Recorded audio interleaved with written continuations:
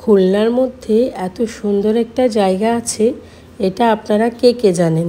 যেখানে গেলে নদীর শান্ত পরিবেশ আর সবুজের সমারোহ একসাথে উপভোগ করতে পারবেন। এই জায়গাটি মূলত রূপসা ঘাটে অবস্থিত। এইটার নাম হচ্ছে সানন রিভারভিউ ক্যাফ রেস্টুরেন্ট। আমি বছরখানেক আগেও যখন রেস্টুরেন্টটা এসেছিলাম, তখন ওই রেস্টুরেন্টটা এত সুন্দর ছিল না। ইভেন ভিতরে বাচ্চাদের জন্য কোনো প্লে জোন ছিল না। এখন বাচ্চাদের জন্য অনেক সুন্দর একটা প্লে জোন করছে। আর সবচেয়ে বড় কথা, এটার ভিতরে এত বেশি সবুজ গাছপালা, আসলে সবুজ দেখলেই মনটা ভালো হয়ে যায়, এত সুন্দর। আজান তো এখানে যাওয়ার পরে ওখান থেকে আর আসতেই চাচ্ছিল না। প্লে জোনের থেকেও বেশি এনজয় করছে বাইরে সবুজ প্রকৃতি দেখে।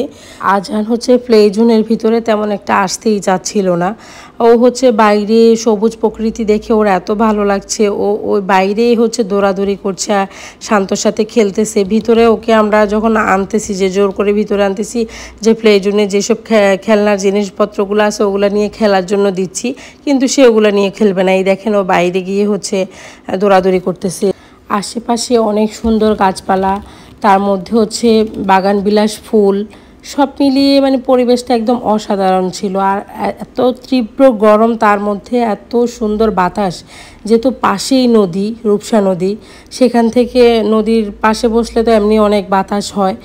এত গরমেও ভিতরে তেমন কোনো ক্লান্তি লাগছে না। আর দেখেন, ভিতরে এত সুন্দর করে সাজিয়েছে পরিবেশটা, সুন্দর সুন্দর ভ্যান, তারপর সাইকেল দিয়ে, এত সুন্দর সুন্দর ফুল গাছ, সব কিছু মিলিয়ে পরিবেশটা একদম অসাধারণ ছিল। আর ওদের খাবারের কোয়ালিটিও মোটামুটি ভালো, যদিও আমরা আজকে তেমন কোনো ফুড আইটেম নাই, কোনো ফুড ট্রাই করি নাই, বিকজ অফ আমরা বাসায় অনেক খাবার দাবার অ্যারেঞ্জ করা আছে। বাসায় এসে আমরা ডিনার করব, যেহেতু আমরা একটু রাত করেই বের হয়েছি, সেজন্য আমরা ওই দিন আর কোনো ফুড অর্ডার করিনি। আসলে আমাদের ঘোরাফেরাগুলো একদম উদ্দেশ্যহীন। আমরা কখনোই কোনো প্ল্যানিং করে বের হই না যে এই জায়গায় যাব, এই জায়গায় এটা করব, এটা করব। আমরা যে শুক্রবার বের হয়ে পড়লাম, বের হওয়ার পরে এই জায়গায় যাওয়া যায়, এই জায়গায় যে রাস্তা ধরে যাচ্ছি, ওই রাস্তার আশেপাশে যে জিনিসটা সুন্দর বা যে জায়গাটা সুন্দর, সেখানে আমরা চলে যাই। আমরা এরকম তো আমাদের আসলে কখনোই ওরকম খুব একটা প্ল্যান করে বের হওয়া হয় না। আমরা রূপসা ঘাট থেকে চলে আসি রূপসা ব্রিজের নিচে আসছি আজকে আমরা।